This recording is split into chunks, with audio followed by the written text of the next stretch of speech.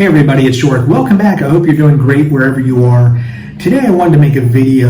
I've had some clients for a couple of years now that I've had this consulting business ask me a lot of the same questions. So I wanted to go through some of the top questions that I get, and hopefully maybe you've already moved here, maybe you're considering a move and you've already had these questions answered, but some of these might spark up a conversation, might resonate with you. So let's get into it, and hopefully some of these will be helpful to you. That's the whole point of the videos, is that they're useful and you'll watch them.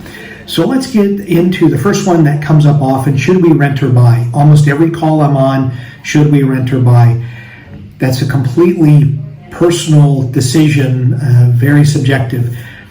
My thought on that is you have to rent for at least a year here in Portugal to satisfy any one of the visas that you're looking to come in on. So maybe a thought or an idea, it's not my telling you what to do, but it's just an idea of maybe you rent for a year, but then you spend that year going around Portugal and finding out where you may really want to live. And then maybe in year two, you look to buy something, or year two, you rent, but you found a place or an area that you like better than year one. Spend some time there, and then maybe you look to buy in year 3 or 4. Portugal is becoming more expensive around the country. Lisbon is ridiculous, as I and others have said. But maybe renting, and be strategic about it. Rent because you got to do the visa, but as you're renting, you're hunting for what might be a long-term option for rental or a potential place to purchase. I hope that helps, and maybe that gives you something else to think of when it's rent or buy, because it's some yes, no, maybe, some not. Who knows? So to each their own. So that's the rent or buy question. That's the best answer I can give you, because it is so subjective based upon what money you're coming with, what you're looking to do short-term and long-term here in Portugal. So the next question that comes up on almost all of my calls is, should I keep a bank account in my home country? I think you should, and here's the why behind that. You may need it for several reasons. One, you may have a residence back in your home country, and you need that bank account to fund things, credit cards, you name it, your bank cards. If you're using them abroad, then you need that bank account back in your home country to be able to do that. Investments. In our situation, we can't transfer foreign money into some of our investments, so because of that, we have a bank account back in our home country to be able to facilitate investing and continuing to invest while we're working towards retirement. You may be put in a situation where you can't have an account in your home country. I hope everyone that moves is still able to keep an account, just because you never know what the future holds. And I think being able to hold an account there, wherever that may be, is important, as well as keeping, obviously, an account here in Portugal.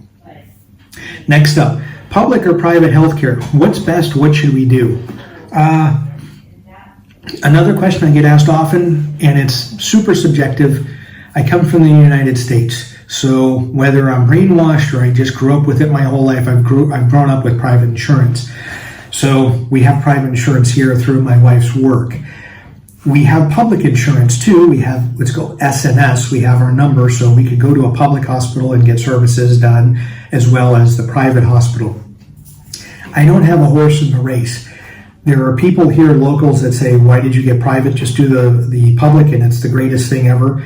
I don't know that, but people have had good experiences at using the public option.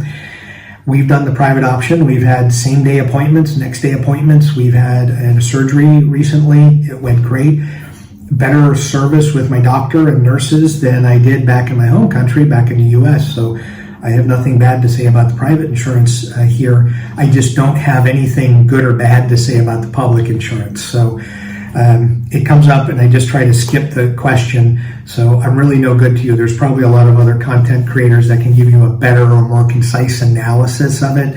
I can't. We do private insurance, and whatever our situation is here in Portugal, we're going to continue to keep private insurance, however that is, for as long as we're here. So that's not a knock on the private. It's just where I come from, or excuse me, it's not a knock on public. It's just private insurance, what I've known, it's what I'm going to stick with. So go with what you feel comfortable with is what I would say. The next up, do I need to know Portuguese before moving? No, and I would say this is particular, so I want to be cautious with this. I would say if you're from an English-speaking country, if you speak English, there isn't much of a requirement to know Portuguese hardly at all, because so many people here from various countries speak English. So if you're from an English-speaking company, you have a country, you have a leg up over other countries that people are coming from, because most of the people that are immigrating to Portugal are not from traditionally English-speaking countries. So they either need to learn Portuguese or need to learn English. I will say, it helps if you learn some Portuguese. If you're going to live here, make the effort to learn something. I'm not fluent in Portuguese, and I butcher cities and shops. It's a reason I don't use it a lot in my videos, is because every time there's a comment of you mispronounced this, you missed it. Okay, that's fine. Sorry, I'm not looking to be I don't need a doctorate in Portuguese. That's not my goal here. I want to be conversational, and if my next door neighbors can understand me, and the people that I get my coffee from and get a meal from can understand me, that's what's important.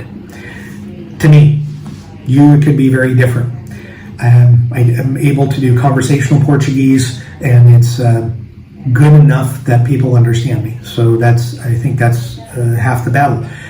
I will say, if you're looking to move here permanently, so you're at the 5-year mark and you can now start working towards permanent residency or citizenship, you do need to pass what's called an A2 level in Portuguese. So you need to be conversational, be able to read it, write it, listen to it.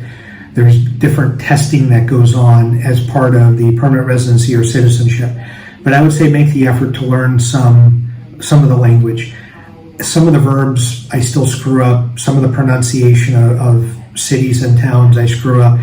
But people work with me. If you make an effort to say some things in Portuguese, Portuguese will truly appreciate that, and they will work with you. I mean, they will try to correct you. My neighbor does a great job. She's in her 70s, and when I say something wrong, like Spanish, I know more Spanish. If I say something in Spanish, or if it's in the wrong context, she will correct me, which is great, because then that's helpful, because I can write that down for future reference. But it's not necessary that you know it before you get here, but it sure as hell helps when you're here. I got to be honest, when you're dealing with repair people that aren't necessarily in the hospitality or tourism industry, knowing something helps. So whatever app you can use, I would recommend and caution you, make sure that you're using and learning European Portuguese, not Brazilian Portuguese. Where we were learning originally was phrases and words in Brazilian Portuguese, and then came here and didn't realize that we were starting off on the wrong foot because we were mispronouncing a lot of stuff. So European Portuguese, there's lots of apps, there's a lot of people that do YouTube content talking about it. As you start listening to it day to day, once you get here, once you're listening to the news every day and you listen to the Portuguese, if you watch Portuguese channels instead of watching channels that are in English, over time you start picking up more and more phrases. And I would say reading too helps. I can read Portuguese better than I can speak it. I have a hard time hearing, so that people talking sometimes is an issue. But reading, I'm much better. If someone writes something to me, I can understand it. If they're talking to me and saying the same thing, I have a hard time. But please make an effort, especially if you're going to be here for a year or two, okay, don't worry about it. But if you're going to be here for a while and you're going to look to be a permanent resident or citizen, look to really try to learn enough to where you can hold conversations in various settings with people. So that's my spiel. That's my rant on learning the language. Many people ask the question, what is the biggest con, or can you say what's the biggest thing against moving to Portugal, or what you don't like about Portugal?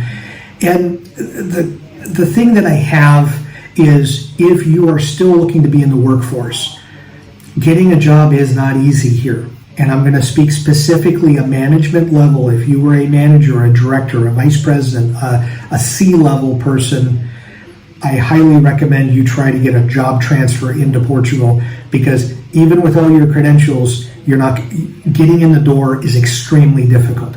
I can say just from my background and people that I know that were owners of companies or CEOs, they did not get any interviews whatsoever.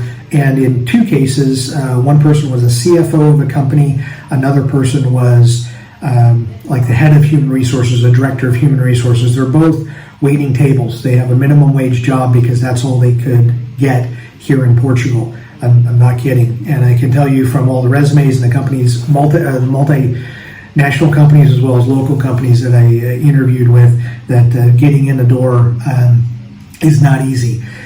That's the biggest con, I would say, from a work perspective. From a philosophical perspective, it's your expectations for here is it's going to be the great. You have your expectations are off. You think it's going to cure all of your ills by moving out of your home country here. Portugal's not going to do that. You make it into something that it's not. It's a good country to live in, period. And it's different from probably where you're moving, and there's probably some pros and cons and reasons why you're leaving and whatnot. But if you turn it into paradise or the greatest thing ever, you'll be disappointed, and you'll be one of the many people that will be leaving because it's not what you thought it should be. So that's sort of my con, couple of answers to that one. What's the biggest pro of living in Portugal? I'm going to do something different than probably what other people would say, and you might want me to say. I came from the United States, and we moved in 2019. For me, the biggest pro of living in Portugal isn't the wine, the food, the culture, the history. All those things are great. It's affordable, the healthcare, all those things are pluses. For me, the biggest pro is I don't hear the noise. And I don't mean kids playing outside. We've got planes flying over our place in and out of Lisbon every day. It's the noise. I do not have to participate in political discussions on a daily basis, social things, movements, good, bad, or otherwise. The majority of my career was in business administration, human resources, sales, marketing, dealing with people on a day-to-day basis. And having to go through, and I didn't go through what went on in the pandemic, people pro, anti, this or that, people taking sides and getting really mad and getting into verbal fights and physical fights over things. To me, I'm happy to be away from them. I feel like I'm outside the fishbowl. Doesn't say that stuff didn't creep up here. I'll say it was mostly expats that were on a pro or anti side of certain things the last few years. But if I don't want to be in that, I just don't go to a meetup. I don't hang around those people on a daily basis or weekly basis. It's like once a month. So I can easily walk out of that conversation and not have to engage with it. So I think some of the stuff that you get bombarded with on a daily basis from my home country is, for me, the biggest pro, because I don't wake up in the morning and have a client call or do something and get amped up because the radio said this or the television said that, or the coworkers at the water cooler are arguing over a particular topic of the day. I like the silence that comes from being in another country and not that day-to-day crap that I don't have to deal with right now. So I'm very happy for that. It's not the pro that deals with people from other countries don't have that issue. I think a lot of people that come from the United States specifically are, this also is one of their pros that they don't necessarily talk about, but they're comforted by not being in the storm, so to speak. A question, too, that comes up in many conversations: why is it so damn hard to find rental properties in Portugal? Well, I don't have a straight answer for that. What I can tell you is go to every agency website, so the Remax, the Keller Williams, the Casa Sapos, Idealista. Look on everywhere, because not everything's listed on Idealista. And there aren't necessarily long-term rental websites dedicated to Portugal. On Idealista, there's a rent and a buy option. Other places, most of the agency websites have rent or buy options. But here in Portugal, several of the rental properties have been turned into Airbnb or VRBO, so short-term rentals. So some of those places that you may be living in the future right now are 3-day weekend properties in Lagos in the Algarve or Porto. So I would recommend going to Airbnb and VRBO and searching there, knowing, yes, you don't want a weekend property or a place for a month, you're looking for a place for a year. But if you find a place in an area you live in and you could message the owner and say, hey, we're looking, would you do a 12-month contract on this property? The worst that they could say is no, or worse yet, they don't respond. That happens. But no harm, no foul. It just takes a few minutes to fire off an email. I would go to those two sites to try to find property. Also, I've been searching for long-term rentals through Idealista for a few years now, and more are starting to come up in particular areas. But I would say just keep every day looking, try for different searches, type in different neighborhoods, different areas, different cities, different villages, looking for something that might pop up. Again, and there's property too that just gets transferred privately. So someone in the neighborhood knows that it's coming up for rent, and they have a situation where they know somebody that needs the rental property. So a deal gets done and it never makes its way to Idealista and whatnot. The problem's not going to fix itself because there aren't enough new properties coming online, like old properties being renovated or new properties being built. So it's still going to be probably a problem for the foreseeable future. All you got to do is every day keep looking. That's the only advice I can give. It's not a great answer, but I think it's the most accurate way to be able to find something. Then I'm going to go to a few things here. Something that came up yesterday on a call. Does everybody get frustrated with the immigration in Portugal, or is it just us? So there was a couple that was on the call, and that's what they said. And it comes up often, and I'm going to say, look, if you want to try to get in the United States, I did immigration for several businesses that I was a part of, so I know what it takes to get in and the baloney and the roller coaster that it's on for people outside of the U.S. trying to get in. It's no different here in Portugal, and I'd be honest, I got to think, I will say that it's less roller coastery, although when you're on the roller coaster, depending on where you are, it sucks and it can be frustrating, and you want to throw in the towel and say, screw Portugal, we're not moving there. You will have one or two of those moments along the process, but anywhere you move to, you're going to have that along the process. Any place you go to, if you look at videos for pick a country, there will be people talking about their frustration with immigration. So it's not a Portugal thing, it's an every country thing. The paperwork and the ridiculousness isn't any worse here than anywhere. In fact, there are several people that I've spoken to in the last 2 years of consulting that Spain was their option. Madrid, Barcelona, Bilbao, something, they were going to go there. They didn't even think about Portugal, but they had already a year or a year and a half into Spain's immigration. They finally, time out, they threw in the towel and said, we're going to start over. And in Portugal, they were able to start over again from their home country, get into Portugal without any issues, meaning in a 3 to 6 month period of time, depending on what country they were coming from, what they were moving with, things like that. So Portugal, at the end of the day, is no different. It's just, immigration sucks. I mean, that's just the way it is.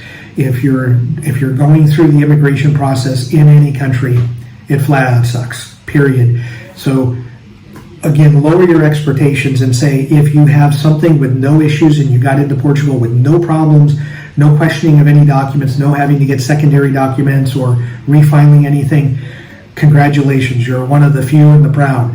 But most people have hiccups and nervousness and frustration along the way. It's just part of coming to a different country. Lastly, I know this is a long video for people. Thank you for sticking around for this long.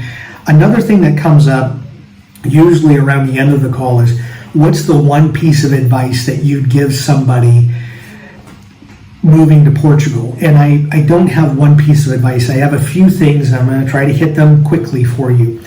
Is one, take one day at a time. While you're moving here, the immigration process, like I said, it takes one day at a time. When you're living here, take it one day at a time. Try not to get too far ahead of yourself. Just relax a bit. Most of you are not like us in the workforce. Most of you are coming and you're retired, so you should be relaxing and on vacation as it is. One day at a time. Just get through today, think about tomorrow. I would say this is going to come across as negative. It's not meant to be, but I just say it the way it is.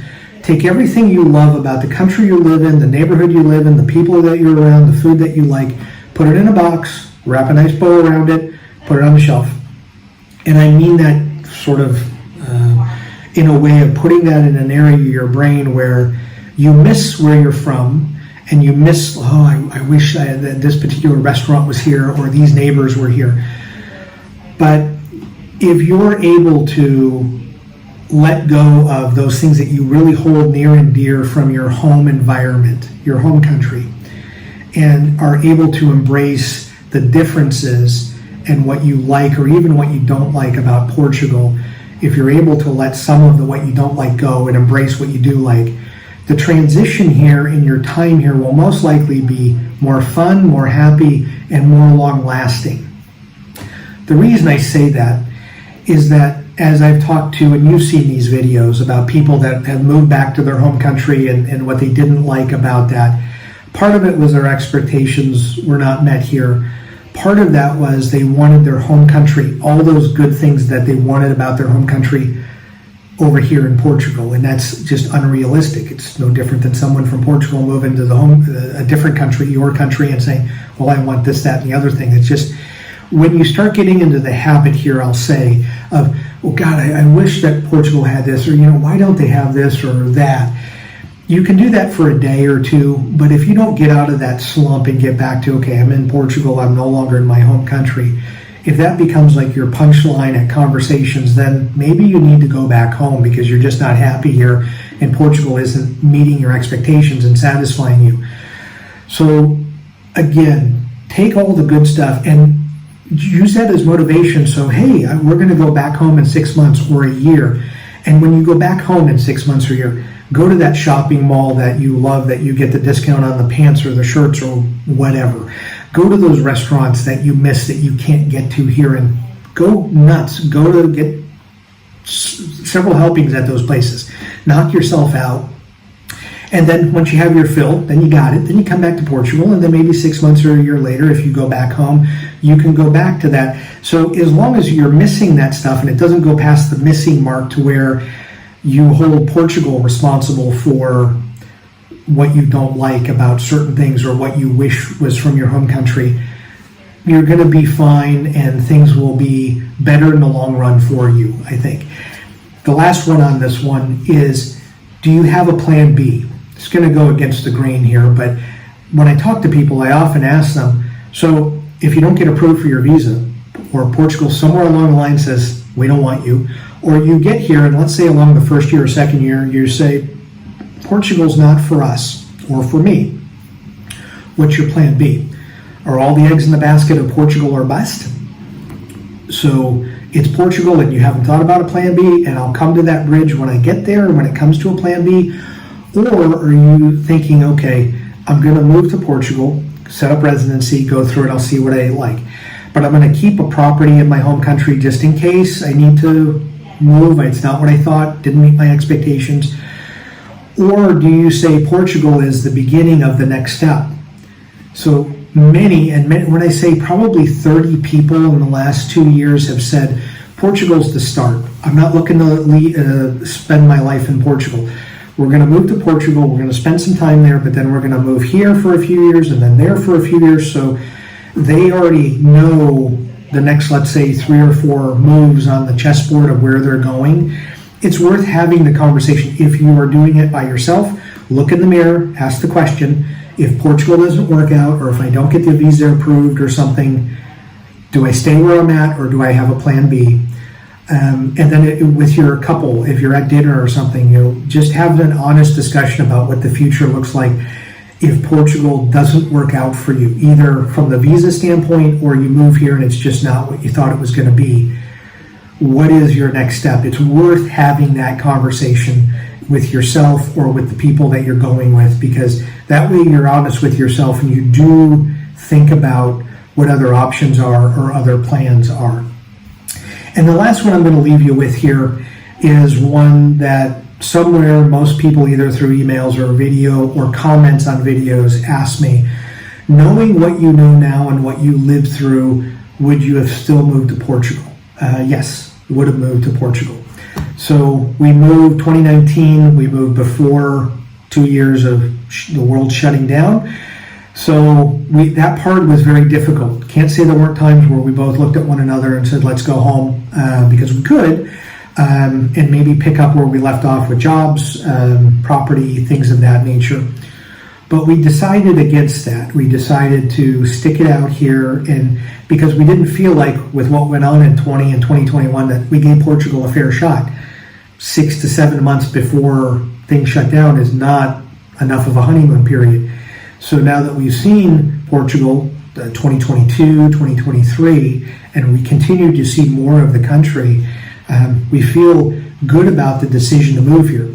I will say from a work standpoint, again, one of my cons, I wish that there were more opportunities to be able to get work that was similar to what I had in my home country.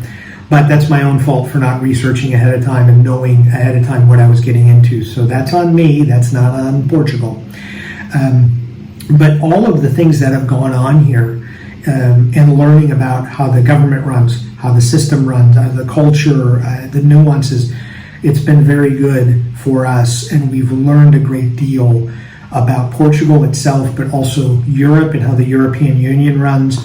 So it's been an extreme benefit for us to be able to move to a different country and learn how to work through the processes and learn how to thrive in a different environment.